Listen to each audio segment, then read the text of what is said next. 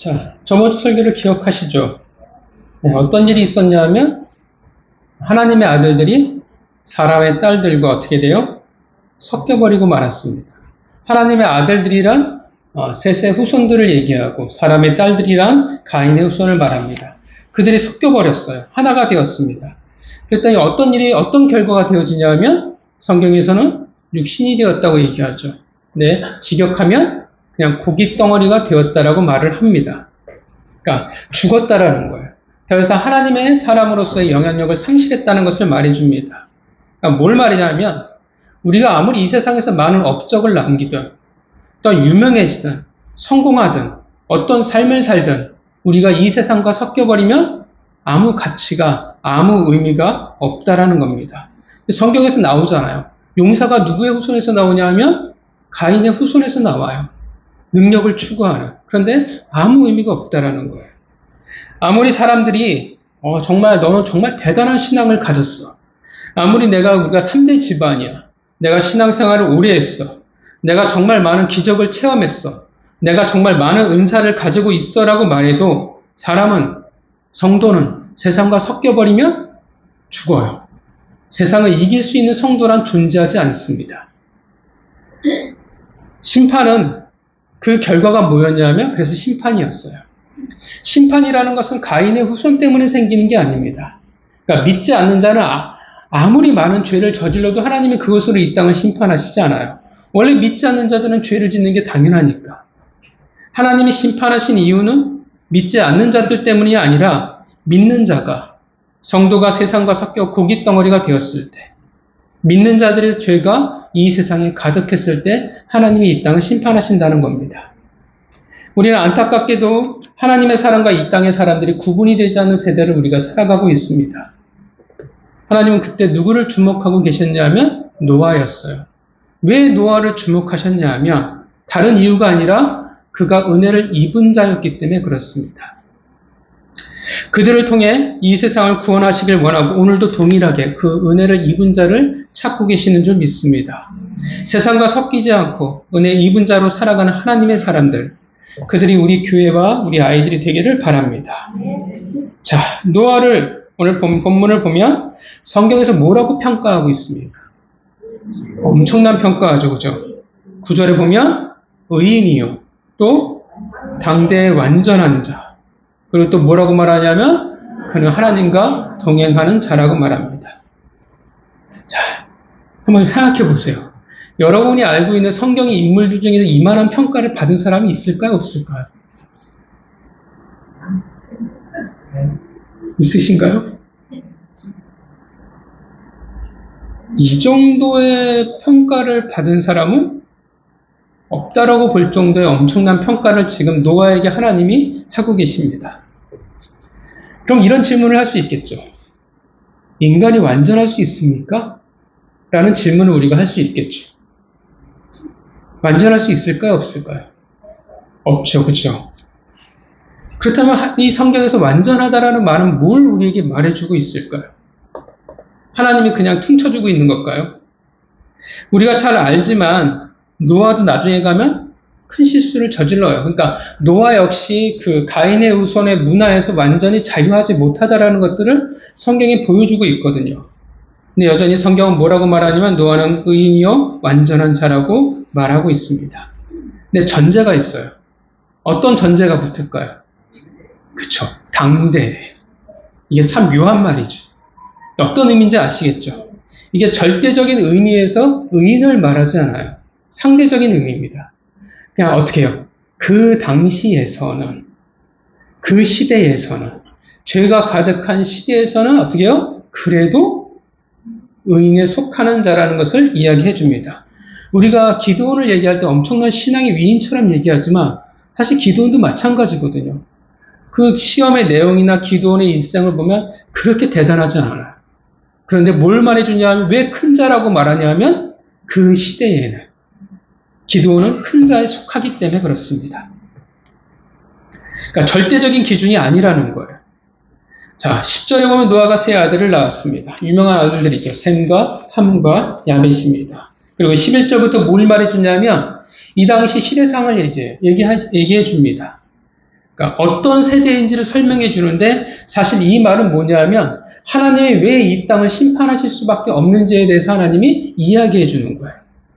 자, 11절에 보면 이 세대의 특징이 뭐였습니까? 그 당시 세대의 특징이 온 땅이 하나님 앞에 부패하였고 포악함이 땅에 가득하다라고 말합니다. 자, 온 땅이 하나님 앞에 부패하고 포악함이 가득하다라는 건 지금 누구를 얘기하고 있을까요? 누구를 보고 얘기하시는 거예요? 셋의 후손들을 보고 얘기하는 거예요. 그러니까 전 인류를 보고 얘기하는 게 아니라 가인의 후손은 어떻게 해요? 어차피 얘네들은 죄인이에요. 죄를 짓고 살아가요. 그러니까 이건 누굴 보고 얘기하시는 거냐면 셋의 후손들이에요. 셋의 후손이 이 땅과 섞여버려 영향력을 상실해버린 결과이고 그 모습이라는 거예요. 부패는 뭐냐면 도덕적인 부패를 말하기도 하지만 성경에서 부패는 대부분 뭘 의미하냐면 우상을 섬길 때 부패하다라는 표현을 씁니다. 그러니까 어떤 말이 되어지냐면 셋의 후손이 어떤 상태가 되어졌어요? 하나님이 아니라 우상을 섬기는 상태가 되어졌다라는 것을 말해줍니다. 그러니까 그들의 선조 에노스는 어떻게 했어요? 하나님의 이름을 불렀잖아요. 불과 그들의 증조 할아버지 노아의 기준으로 그들의 증조 할아버지였던 에녹은 어떻게 해요? 하나님과 동행하고 하늘로 올라갔는데 그의 후손들은 어떻게 변했어요? 사실 여기 나이 많은 사람은 에녹이 살아있는 것을 본 사람들도 있어요. 그럼에도 불구하고 하나님이 아닌 우상을 섬기는 지경에 셋의 후손들이 이르렀다라는 것입니다. 포악함이라는 뭐냐면 원어는 난폭하다, 넘어뜨리다, 잡아찢다라는 의미를 가집니다. 그러니까 말부터 딱 어떤 느낌이냐면 되게 폭력적이고 잔인한 느낌이에요. 그러니까 이 세대가 지금 어떤 상태가 됐냐면 하나님을 믿는 성도라는 자들이 되게 폭력적인 그런 삶을 살아간다라는 거예요. 그러니까 마치 누구와 같으냐면 가인의 후손 중에 유명한 라멕. 라멕의 시를 기억하시죠? 사람을 죽여놓고도 어떻게 해요? 당당하게 기뻐하며 자랑할 수 있는 노래를 부르는 폭력과 살인이 아무렇지도 않은 성도라는 거예요. 하나님은 생명의 가치를 되게 귀하게 여기셨잖아요. 생명에 아무 가치가 없는 시대를 살아갑니다. 그 문화가 근데 가인의 후손이었고 후손의 문화였는데 이게 이제 믿는 자, 셋의 후손의 문화가 되어버렸어요. 성경은 자꾸 우리에게 뭘 보여주냐면 타락은 정말 놀랍다라는 거예요. 타락, 그 죄는 우리 인류에게 순식간에 퍼져버리고 전염되어져 버린다라는 겁니다. 그러니까 오늘날도 그래요. 우리 어르신들이 겪어왔던 시대와 오늘 이 시대는 정말 다릅니다. 문화는 다를 수 있어요. 문화는 당연히 다르죠. 생각도 다를 수도 있는데 근데 어떤 차이가 심각하냐 하면 죄에 대한 관점들이 달라지기 시작을 했어요. 성경에 있어서 죄는 절대적인 기준이 있죠. 하나님인데 죄는 자꾸 우리 세대는 점점 상대적으로 바뀌어져 간다라는 겁니다. 그러니까 죄에 대해서 되게 관대해졌어요. 죄인데 더 이상 죄라고 여기지 않는다라는 것입니다. 그러니까 제가 처음 95년도부터 제가 사역을 시작했는데 그때 다뤘던 교회에서의 중요하게 다뤘던 문제와 지금이 너무 달라졌어요. 세대가 너무 달라졌어요. 죄를 대하는 자세도 너무 달라졌어요. 문화 자체가 하나님으로부터 점점 멀어져 가고 있습니다. 죄를 너무나 당연시 여겨요. 왜 당연시 여기냐면 다들 그러니까. 그 죄가 더 이상 죄라고 생각하지 않는다라는 거예요. 이 당시 사람들도 마찬가지였을 거예요. 하나님이 심판한다라는 게 어쩌면 억울했을 거예요. 왜냐하면 다들 그런데 이게 아무렇지도 않은 그들의 일상의 삶인데 이게 뭐가 대단하다고 하나님이 심판하시냐라고 그들은 억울할 수도 있었을 거예요. 우상을 섬기는 것도 그들의 문화였고 폭력적인 것도 그들의 그냥 문화였을 뿐입니다. 다들 그렇게 사는데 아무 문제가 없다라는 거예요. 오늘날도 마찬가지예요. 우리는 죄를 죄로 받아들이지 않습니다. 그러나 하나님은 어떻게 해요? 하나님은 변치 않으시죠. 하나님의 기준은 바뀌지가 않아요. 하나님의 성경에 뭐라고 하냐면 보신다라고 표현합니다. 주의 깊게 측량하는 거예요. 무게를 어떻게 해요? 달아보고 계시는 겁니다. 세상은 다 그런데요. 요즘 원래 그렇습니다. 라고 말하겠지만 변치 않으신 하나님, 그 변치 않은 기준으로 우리를 바라보시는 거예요. 언젠가 이 세대 역시 하나님이 그런 눈으로 바라보실 때가 있을 것입니다. 이 부패와 포악이라는 단어는 이제 계속 반복이 됩니다. 얼마나 심했으면, 얼마나 하나님이 증오하셨으면 그 시대를 특정 짓는 말로 반복하십니다. 왜냐하면 세상과 섞여 죽어버린 자들이 되었기에 더 이상 그들은 하나님의 말씀에 귀를 기울이지 않습니다. 그래서 13절 하나님이 노아에게 말씀하시죠. 명령입니다. 그 끝날이 내 앞에 이르렀으니 내가 그들을 땅과 함께 멸하리라 라고 이제 심판을 선언하십니다. 17절을 보면 구체적으로 어떻게 심판을 하실 건지 명확하게 말씀하시죠. 홍수로 심판하실 거라 명령하시고 예수님이 재림하실 때는 뭐로 심판하시냐면 불로 심판하실 거라 말씀하셨습니다. 14절에 그래서 하나님이 노아에게 방주를 준비시킵니다. 그러니까 이게 14절이 약간 옛날 성경하고 달라졌어요. 옛날 성경하고 뭐가 달라졌냐면 옛날에는 이 고페르를 잣나무라고 성경이 이야기를 했는데 사실 이 고페르는 어떤 나무인지 알 수가 없어요. 사실 잣나무가 아니에요. 몰라요. 그래서 이제 언어 그대로 고페르라고 써놓은 겁니다. 아마 이제 이 고페르라는 이 나무는 이제 이 세상에 없는 나무일 수 있습니다. 고페르로 방주를 만드실 거라고 말씀하십니다. 여기서 방주는 어디서 한 번 더 사용되어지냐면 유명한 사람이 있죠. 아기 모세. 그쵸. 모세를 어떻게 해요? 누나 미리암이 나일강에 띄우잖아요. 바구니에 담아서. 그 바구니를 뭐라고 성경이 똑같이 표현하냐면 방주라고 표현을 합니다. 길이는 300규빗. 정확한 길이는 다 틀려요.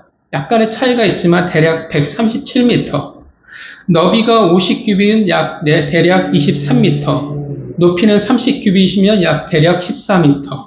아파트 높이 한 5층에서 6층 정도에 해당하겠죠. 3층 구조로 되어 있고요. 길이가 높이의 10배고 길이가 너비의 6배가 되는 비율이라고 하면 그게 물 위에서 가장 안정성을 가질 수 있는 형태라고 말을 합니다. 어쨌든 엄청난 크기입니다. 18절 하나님이 언약하십니다. 언약의 뜻은 묶다예요. 하나님의 약속으로 노아를 묶어버리셨습니다. 그리고 19절에 뭐가 나와요? 이제 방주에 태울 동물들에 대한 이야기가 나오죠. 자, 어떡합니까? 각기 암수 한 쌍씩이에요. 이게 약간 이상하지 않습니까? 왜 이상하지? 7장 2절을 한번 보실까요? 7장 2절 읽어보겠습니다. 시작. 모든 정결한 짐승은 암수 7씩, 부정한 것은 암수 2씩을 내게로 데려오며. 차이가 있죠. 여기서는 암수 한 쌍씩이라고 얘기하는데 7장에 가면 달라져요. 한 쌍씩이 아니에요. 그래서 어떤 사람은 성경에 오류가 있다라고 표현하는 사람이 있는데 성경의 표현 방법이에요. 강조점에 따라서 전혀 다른 방법으로 이야기를 합니다. 그러니까 19절은 왜 암수 한 쌍씩이라는 것을 강조하냐면 암수를 강조하는 거예요. 왜 강조하냐면 19절의 맨 마지막에 뭐라고 얘기해요? 보존이라는 말이 나오죠. 보존이라는 것을 강조하기 위해서 암수 한 쌍씩을 얘기하는 거예요. 그러니까 무엇을 강조하느냐에 따라서 성경은 약간 기술하는 게 달라집니다. 그리고 21절 양식을 이제 저축해야 되는데 너희들 먹을 것만이 아니라 방주에 태울 모든 동물들의 먹을 것을 먹이를 준비하라고 명하십니다.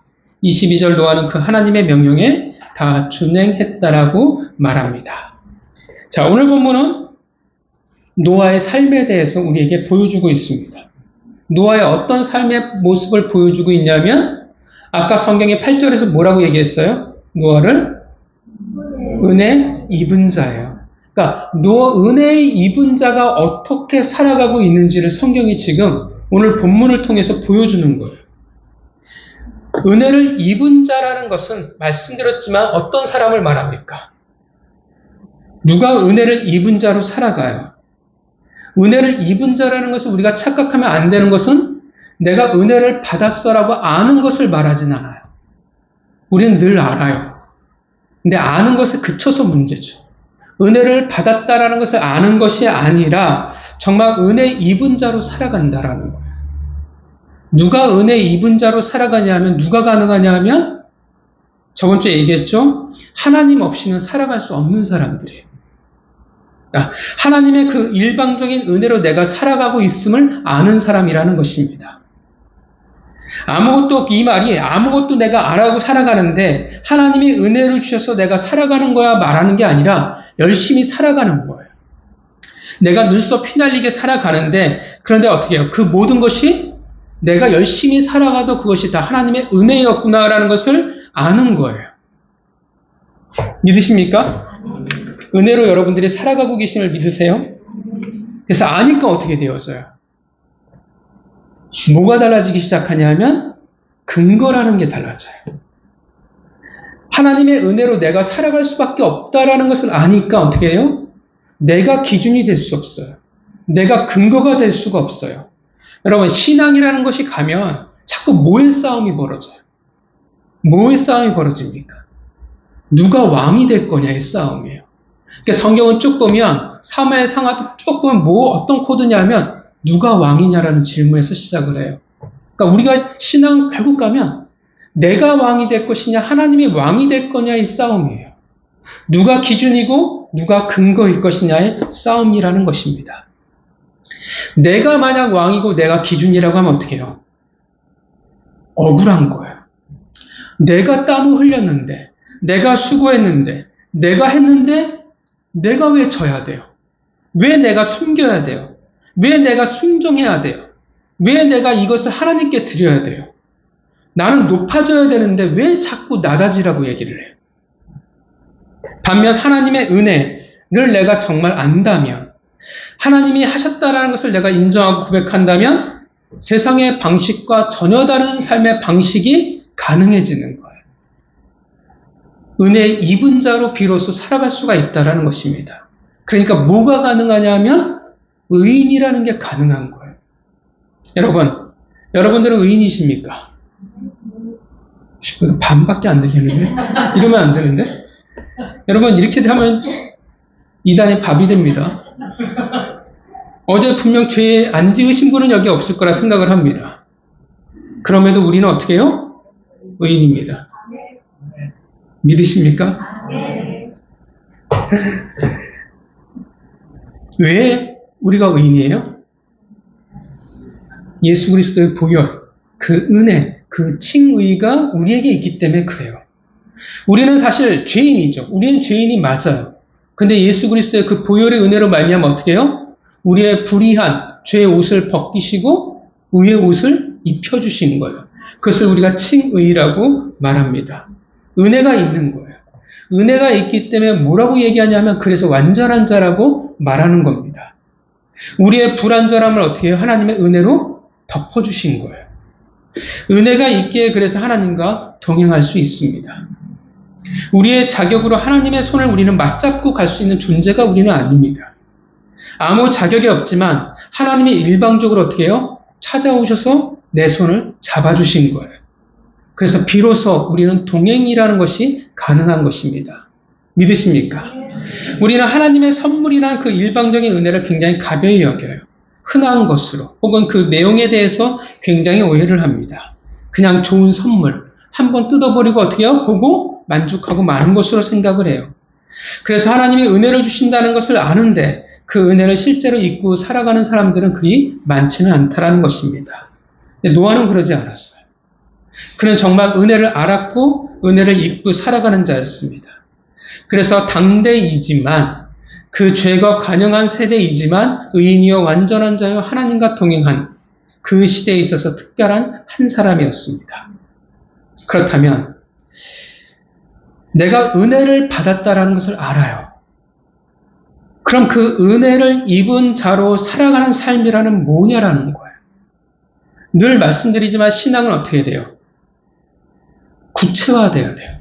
보여줘야 돼요. 하나님 없이 살아갈 수 없는 사람이라고 말을 해요. 그러면 하나님 없이 살아가는 그 은혜 받은 자의 삶이라는 뭐로 드러나겠냐라는 거예요. 오늘 본문은 분명 노아에 대해서 정말 아낌없이 높여주시는 하나님이었습니다. 좀 전에도 말씀드렸지만 이런 평가를 들은 사람을 찾아볼 수가 없어요. 굉장한 은혜예요. 그런데 우리는 놀라운 은혜라고 이야기를 하는데, 그런데 사실 노아의 입장에서 어떨까요? 오늘 본문에 하나님이 주신 이 은혜를 노아는 어떻게 받아들일까요? 분명 구원이잖아요. 이 피조물을, 이 세상을 노아를 통해 보존하시겠다는 놀라운 계획이었습니다. 구원의 은혜가 있어요. 생명을 잃지 않을 수 있다는 것만큼 대단한 것은 사실 없습니다. 더군다나 축복의 통로로 하나님이 노아를 사용하세요. 나를 통해 가족을 구원하시고 이 세상을 구원하십니다. 역사상 이런 사람은 없어요. 엄청난 은혜예요. 노아 자신은 몰랐지만 어떻게 합니까? 세상 끝날까지 그의 이름은 이 땅에서 없어지지 않습니다. 우리가 생각하기에 보기에는 그런데 노아는 어떨까요? 노아가 오늘 본문의 은혜를 맞이할 때 그는 어떤 기분이 들었을까요? 심판이라는 하나님의 말씀을 들었을 때 노아는 먼저 뭐가 생각이 났을까요? 저는 아마도 증조 할아버지였던 에녹이 먼저 생각이 났을 거라 생각을 합니다. 에녹이 자기 혼자 하나님의 심판에 대해서 끙끙 앓다가 천국에 올라가지는 않았을 거 아니에요. 하나님의 그 비밀을 알게 하신 이유는 혼자만 알고 살라는 것은 아니니까. 준비하라는 말씀이니까. 당연히 그의 아들이었던 무두셀라가 알았을 것이고 그 다음 손자였던 라멕이 분명히 알았을 것입니다. 얼마나 에녹이 신앙교육을 열심히 시켰겠습니까? 그럼에도 불구하고 셋의 후손은 대다수 변절해버렸습니다. 그런데 노아는 알았을 거예요. 할아버지 무두셀라가 죽으면 세상이 끝날 거라는 사실을 들었을 것입니다. 그리고 오늘 본문에서 하나님께서 드디어 구체적으로 그 심판에 대해서 말씀하십니다. 그러니까 막연하게 언젠가라고 생각했는데 이제는 어떻게 돼요? 덜컥 현실이 되어버린 거예요. 은혜라는 단어가 참 좋아요. 어감도 참 좋고요. 은혜라는 것을 싫어하는 사람은 없다라고 생각을 합니다. 그런데 그 은혜는 사실 가볍지는 않다라는 겁니다. 굉장히 귀하다라고 말할 수도 있지만 한편으로는 어떻게 해요? 왜 은혜가 무겁냐 하면 은혜가 은혜 같지 않다라는 겁니다. 왜냐하면 하나님은 참 여러 모양으로 우리에게 은혜를 주신다라는 겁니다. 정확히 몇 년 동안 노아가 방주를 만들었을지는 모르지만 적지 않은 시간, 대략 100년 내외의 시간이 걸렸을 것으로 봅니다. 노아가 손재주가 있는지 없는지는 모르지만 하나님이 방주를 지으라고 했을 때 노아의 심정은 어땠을까? 아까 누군가의 외침처럼 할렐루야 했을까요? 할렐루야가 나올까요? 감사합니다가 나올까요? 되게 막연할 것 같아요. 어떻게? 도대체? 노아가 배를 만들어 봤는지 아닌지는 잘 모르겠지만 이 당시에 이 정도 크기의 배를 만들어 본 사람은 적어도 없을 거라 생각을 합니다. 여러분, 에반 올마이티라는 영화를 보신 적 있으십니까? 별로 보신 분들이 없는 것 같지만 픽션이긴 한데 정말 잘 만들었어요.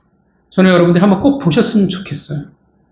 정말 많은 것들을 생각하게 하는 영화인데 정말 좋아요. 방주를 지으라는 하나님의 명령을 받은 미국 하원의원의 이야기죠. 물론 픽션입니다. 그 영화에서 동일해요. 네, 알겠습니다가 나오지 않죠. 미쳤다가 나오죠. 황당 그 자체입니다. 하나님이 여러분들에 나타나셔서 방주를 지으라고 말씀하시면 여러분은 어떻게 하시겠습니까? 어떻게 반응하시겠습니까? 주여.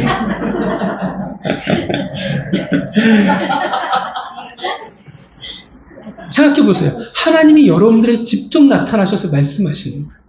우리가 기도하잖아요. 하나님, 단 한 번만 하나님이 직접 나타나셔서 저에게 말씀해 주세요. 우린 기도할 때 그렇게 기도할 때가 얼마나 많았습니까? 천사가 말한 것도 아니에요.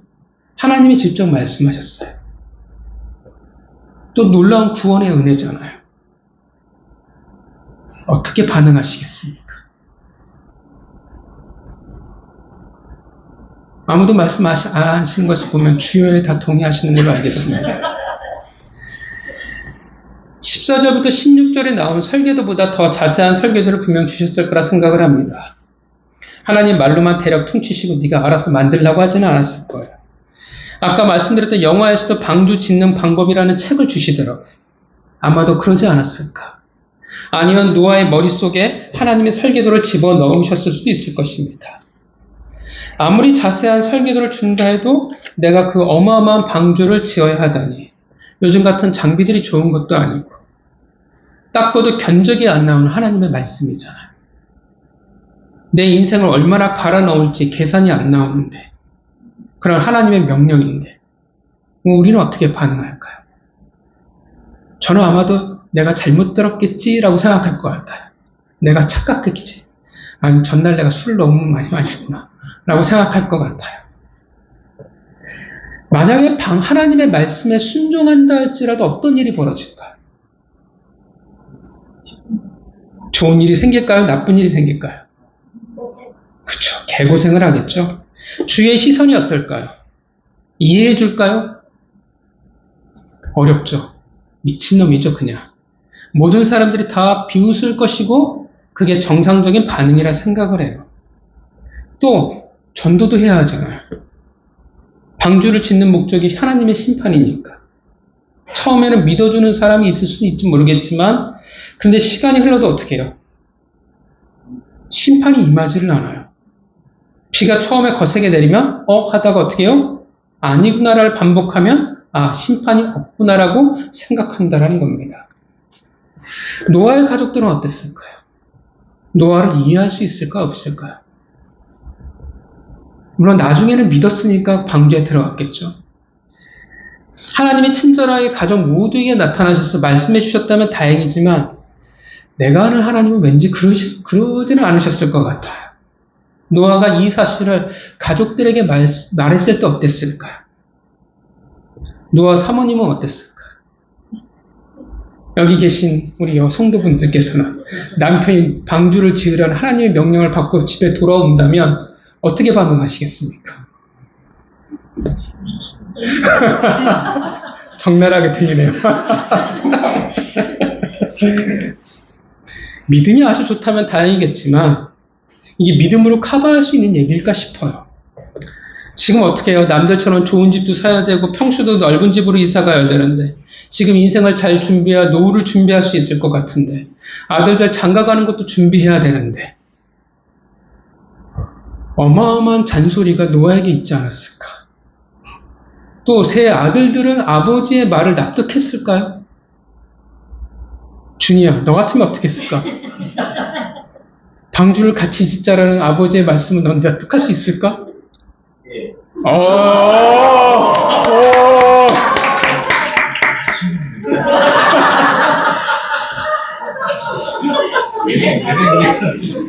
역시 교회를 열심히 나오니까 알게 모르게 달라지는 거야.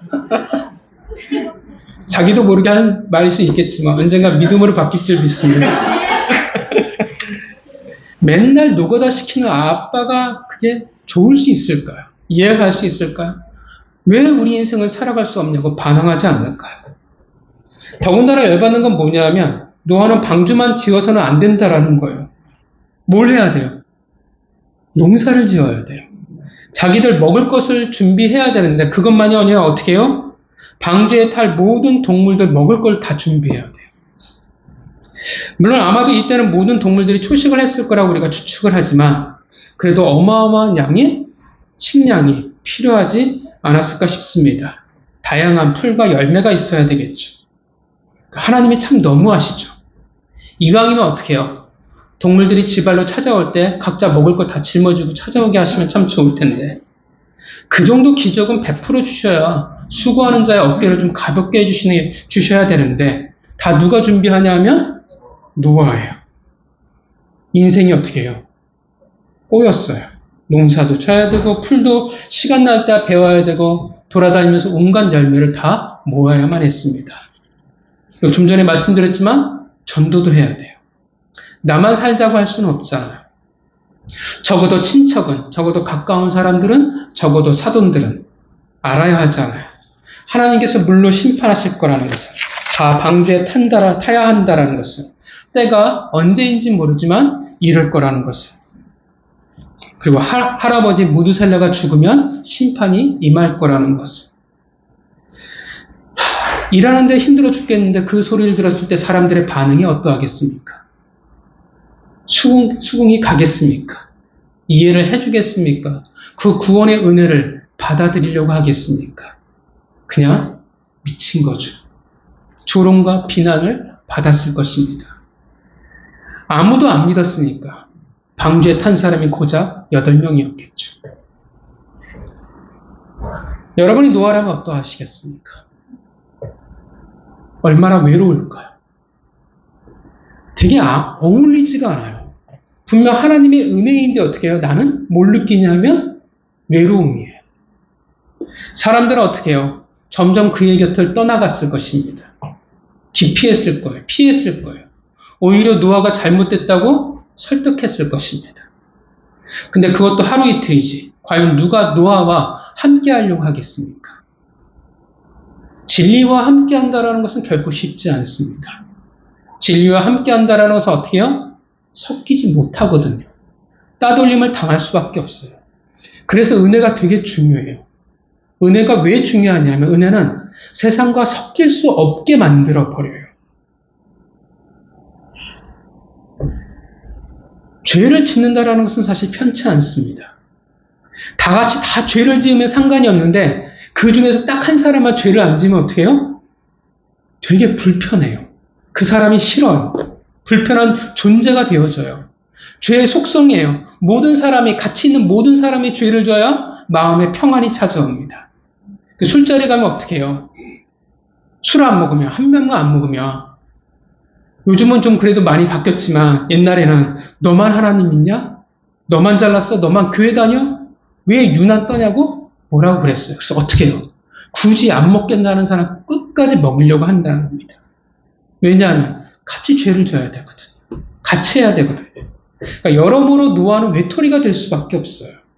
하나님을 믿었더니 하나님의 은혜를 내가 받았더니 하나님과 가까워지려 했더니 어떤 일이 벌어지기 시작하냐면 세상과 점점 멀어져 가고 있어요. 셋의 족보에 속한 사람들에게조차 친척들에게조차 버림받는 사람이 되어버리고 말았습니다. 노아가 여러분 어땠을까요? 좋았을까요? 행복했을까요? 신났을까요? 노아가 얼마나 지쳤을까요? 노아의 가족들이 얼마나 힘들었을까요? 그럼에도 불구하고 세 아들들이 장가를 간 게 저는 되게 신기하게 보여져요. 그 방주를 짓는 모든 시간 동안 노아에게 아무 일도 없이 잘 지었다라고 생각하지 않습니다. 부패하고 포악한 세대였는데 우상을 섬기고 성적으로 타락하고 폭력적인 세대인데 하나님의 백성으로 산다는 것이 쉽지 않으며 수많은 어려움이 있다는 것을 우리는 충분히 생각해 볼 수 있어요. 그러니까 문화를 따라가지 않는다는 건 대단한 거예요. 차라리 앞에 귀신이 나타나서 싸우는 건 쉬워요. 근데 보편적인 문화, 다들 그러는데 나만 안 그런다라는 것은 정말 쉽지 않다라는 것입니다. 그런데 지치기도 했을 거예요. 낭망하기도 했을 것이고 어느 날은 어떻게 해요? 방주를 짓는 것을 때려치고 어떻게 해요? 멈춰버렸을 수도 있을 것입니다. 그냥 술이나 퍼마시고 뻗어버렸을 수도 있습니다. 수없이 하나님을 원망하고 그리고 하나님 앞에서 탄식했을 수도 있어요. 여러분, 하나님의 은혜라는 것이 과연 우리가 일반적으로 생각하는 달달한 것이냐라는 겁니다. 성경은 뭘 보여주냐면 꼭 그렇지는 않다라는 거예요. 물론 그래서 은혜가 아니냐? 아니요. 은혜가 맞아요. 하나님이 우리에게 주시는 모든 것들은 다 선합니다. 믿으십니까? 내가 이해할 수 없지만 언젠간 그것은 우리에게 모두 다 어떻게 해요? 반드시 유익이 되어져요. 은혜라는 것이 그래서 맞아요. 그런데 그 은혜라는 것이 막상 내가 생각하는 은혜라는 것과 다르게 보여질 때가 분명히 있다라는 것입니다. 은혜가 여러 이름으로 우리에게 찾아와요. 때로는 고난이라는 이름으로, 폭풍으로 우리에게 찾아올 때가 있습니다. 우리가 이렇게 얘기할 수 있죠. 고난이 뭐가 은혜입니까? 그런데 지금 내가 겪고 있는 것이 답이 없는 고난일 수 있지만 그것이 결국 나로 하여금 하나님 앞에 자라나게 한다면, 세상에 묻혀버려 하나님을 잊고 사는데 다시금 하나님을 만나게 한다면, 그것으로 하여금 하나님에게 다시 되돌아오게 만든다면, 하나님과 가까워지게 친밀하게 만든다면 그 고난 또한 하나님의 은혜라는 겁니다. 왜냐하면 지금 고난이라고 우리는 보지만 우리가 겪어왔잖아요. 인생을 살아가면서 뒤돌아보니까 어떻게 해요? 그 고난으로 말미암아 하나님이 나를 지키시고 보호하셨다라는 것을 우리가 보기 때문에 그렇습니다. 그래서 그리스도인들은, 하나님의 자녀들은, 그리고 은혜를 입은 자들은 결코 우겨싸움을 당하지 않는다라는 거예요. 왜냐하면 지금은 이해할 수 없는 절망의 골짜기를 내가 지나지만 언젠가는 하나님의 그 선하신 인도하심으로 분명 그것이 바뀌게 될 것을 내가 믿기 때문에 그렇습니다. 나는 끝이라고, 나는 절망의 끝에 다다랐다고, 답이 없다라고 말하지만 그 은혜로 말미암아 끝이 아니라 시작으로 하나님이 바꿔놓으시기 때문에 그래요. 그 모든 것들이 어떻게 해요? 푸른 초장으로 인도하시는 목자의 이끄심이기 때문에 그렇습니다. 또한 은혜라는 것은 오늘 본문처럼 사명으로 다가올 수도 있습니다. 사명이라는 말을 그리 반겨하지 않습니다. 왜냐하면 사명은 내가 가진 많은 것들을 포기할 수도 있고, 내 꿈을 포기할 수도 있고, 내 인생을 포기할 수도 있기 때문에 그렇습니다. 또 그 간섭이라는 은혜로 내 인생을 불편하게 만들 수도 있기 때문에 그래요. 그런데 그것 또한 어떻게 해요? 하나님의 은혜입니다. 믿으십니까? 하나님이라는 놀라운 은혜로 말미암아 우리는 이 세상과 섞일 수 없는 불편한 존재가 되어집니다. 은혜는 이 세상과 나를 섞일 수 없게 만들어요. 때로는 그것이 삶의 불편함이요, 때로는 세상에서 나는 외로움을 겪게 만들 수도 있습니다. 하나님, 제가 이런 것도 지키며 살아가야 합니까? 하나님, 다 하는데요. 교회 다니는 사람들도 하는데요. 왜 나만 안 된다고 말씀하십니까? 차라리 내가 하나님을 제대로 믿지 않았다면, 차라리 살아계신 하나님을 내가 믿지 않았다면, 만나지 않았다면 양심에 거리낄 것 없이 내가 마음대로 살아갈 수 있을 것 같은데, 하필 얼마 전에 살아계신 하나님을 만났더니 그 은혜가 불편해지기 시작하는 거예요. 해야 할 일이 참 많이 생겨요. 신앙이라는 그 길이, 은혜라는 여정들이 우리를 편하게 내버려 두지 않습니다. 얼마나 우리가 교회 다니면서 많은 일들을 해야 합니까? 우리가 봉사도 해야 되고, 교사도 해야 되고, 성가대도 해야 되고, 전도도 해야 되고, 헌금도, 예배도, 훈련도 받아야 되고, 목장도 해야 되고, 기도도 해야 합니다. 잘하고 계시죠? 웃으시면 안 되는데. 더군다나 마음이 안 맞아 죽겠는데 하나가 되라고 자꾸 말해요. 섬겨야 되고 작은 자가 되어야 한다는 잔소리를 들어야 되고, 그래도 입술 깨물고 하려고 하면 어떻게 돼요? 어떤 일이 벌어지냐면 꼭 속을 뒤집어 놓는 사람들이 꼭 나타난다라는 거예요. 간신히 마음을 잡으면 꼭 득달같이 달려와서 넘어뜨리는 사람들이 꼭 교회 안에 있어요. 간섭이라는 것도 너무나 싫습니다. 왜 그리 하나님의 것이 힘든지 모르겠어요. 우리의 죄성은 결코 하나님의 것을 반가워하지 않습니다. 우리의 죄성은 무조건 어떻게 해요? 다 싫어요. 하기가 싫습니다. 그래서 쉽지 않아요. 하나님의 은혜는 그 은혜의 길은 달달하지만은 않다라는 겁니다. 그래서 마가복음 10장 29절 30절에 예수님이 이렇게 말씀하세요.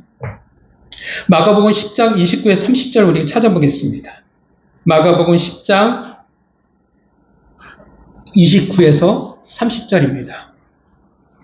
마가복음 10장 29에서 30절. 마가복음 10장 29에서 우리 30절 말씀 한 목소리로 우리 같이 읽겠습니다. 시작. 예수께서 이르시되 내가 진실로 너희에게 이르노니 나와 복음을 위하여 집이나 형제나 자매나 어머니나 아버지나 자식이나 전토를 벌인 자는 현세에 있어 집과 형제와 자매와 어머니와 자식과 전토를 100배나 받되 박해를 경하여 하고 내세에 영생을 받지 못할 자가 없느니라. 아멘. 아멘 하시죠? 참 좋은 말만 하면 참 좋을 텐데, 그죠? 빼고 싶은 말이 있죠. 택배나 받는 것은 참 좋은데 모두 같이 받아요? 박해도 겸하여 받는다라고 말씀하신다라는 겁니다. 은혜에 고난이 있어요. 하나님의 은혜가 정말 은혜인데 내가 원하는 것이 있기에 그 은혜가 쉽지만은 않게 느껴질 때가 너무나 많다라는 것입니다. 그럼에도 불구하고 여러분, 노아는 어떻게 했습니까? 은혜를 입었다라는 것, 그 하나님의 은혜의 반응이 무엇으로 지금 노아는 드러내고 있습니까? 증명하고 있습니까? 그쵸. 22절 같이 읽어볼까요? 22절 한 목소리로 읽겠습니다. 시작. 노아가 그와 같이 하여 하나님이 자기에게 명하신 대로 다 준행하였더라. 뭐라고 말해요? 다 준행하였더라. 순종하였더라. 노아에게 수많은 우여곡절이 있었겠죠. 어떻게 늘 감사하며 살아갈 수 있었겠습니까? 쉽지 않은 인생을 살아갔겠죠. 낙심도 있고, 분노도 있고, 억울함도 있고, 원망도 있겠죠. 하나님의 은혜를 우리는 다 이해할 수가 없으니까 모든 것이 다 일사천리로 노아가 다 잘했다라고 말하는 것은 아닙니다. 그런 사람은 없어요. 그럼에도 노아는 어떻게 해요? 애썼다라는 거예요.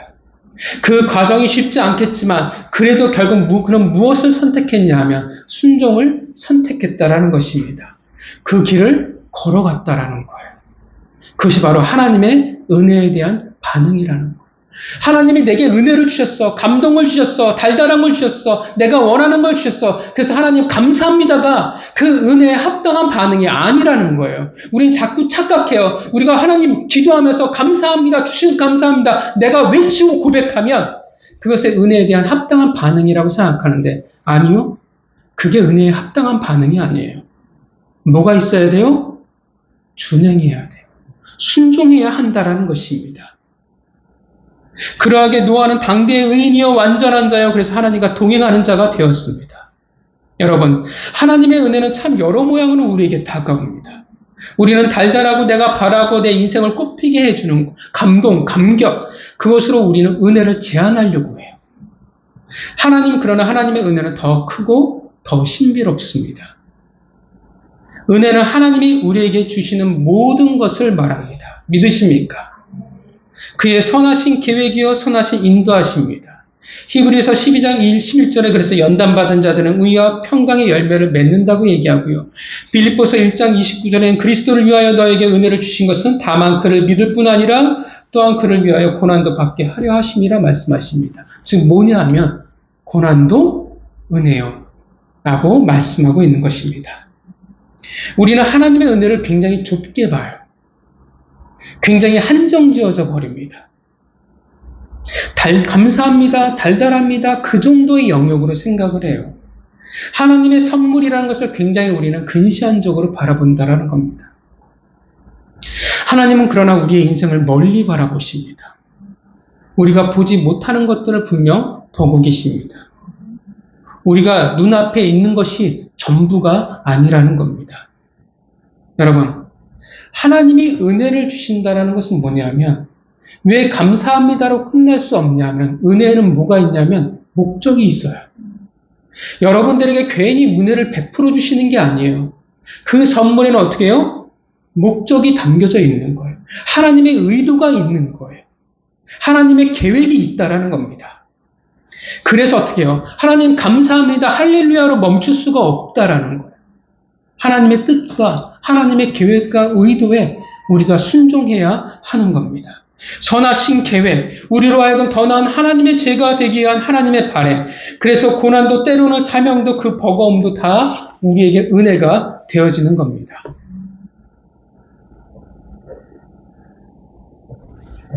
그래서 우리에게 뭐가 필요하냐면 순종이 필요한 거예요. 그 목적대로 하나님의 바람대로 살아가고자 하는 의지와 결단이 우리에게 있어야 하는 겁니다. 여러분, 순종해야 돼요. 하나님의 은혜가 여러분들에게 있는 것을 믿는다면 그 은혜에 순종하시기를 바랍니다. 물론 이렇게 얘기할 수 있어요. 저는 잘 모르겠어요. 제 수준이 떨어져서인지 모르겠지만 하나님이 이 고난이라는 은혜가, 때로는 하나님이 이 달달한 이 달콤한 은혜가 때로는 내 소원을 들어준 게 때로는 이 힘겨운 은혜의 목적을 전 잘 모르겠어요. 이 사명을 하나님 왜 주셨는지, 왜 나에게 이게 맡기셨는지, 이 왜 버거운 것을 나에게 주셨는지, 이 은혜를 주셨는지 잘 모르겠습니다. 라고 물어볼 수 있어요. 모를 수 있어요. 그럼 여러분 이렇게 하면 돼요. 나를 거스리고 내가 원하는 것을 좀 내려놓고 하나님이 원하시는 것을 한번 고민해 보세요. 그리고 모든 결과가 이렇게 흘러가면 돼요. 하나님에게 가까이 다가가는 것으로 되어지면 돼요. 하나님과 친해지면 돼요. 뭔가 하나님의 뜻에 여러분이 순종할 수 있으면 됩니다. 오늘 본문의 노아의 은혜는 심판도, 그 방주를 짓는 짐도, 수많은 번거로운 일도 다 노아에게는 은혜였습니다. 그리고 노아는 그것을 다 준행했습니다. 여러분, 하나님의 은혜는 우리가 생각하는 것보다 더 크고 넓습니다. 그래서 고난도 은혜요, 사명도 은혜요, 은혜 또한 은혜입니다. 은혜는 우리로 하여금 세상과 섞이지 못하게 하는, 은혜가 없으면 우리는 세상과 섞여 버릴 겁니다. 다 목적이 있어요. 은혜에는 다 하나님의 바람이 있습니다.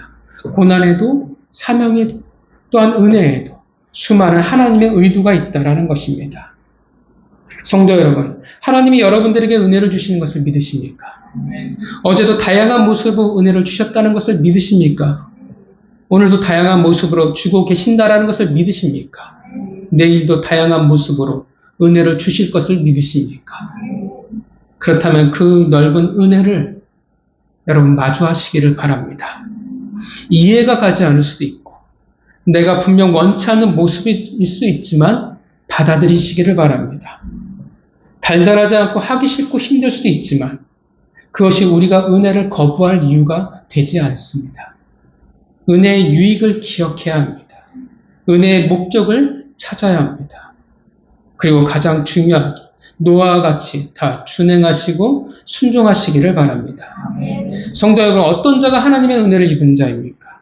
어떤 자가 은혜를 입었다라는 것이 삶으로 드러납니까? 그렇죠. 그 은혜에 노아와 같이 준행하는 자, 순종하는 자입니다. 그렇게 여러분 모두가 이 세대의 의인이요 완전한 자요 하나님과 동행하는 자가 되길 바랍니다. 그렇게 여러분 모두가 이 세대를, 내 가정을, 내 이웃을, 내 사랑하는 자들을 구원할 수 있는 하나님이 찾으시는 은혜의 방주가 되시기를 주님의 이름으로 축원합니다. 같이 기도하겠습니다.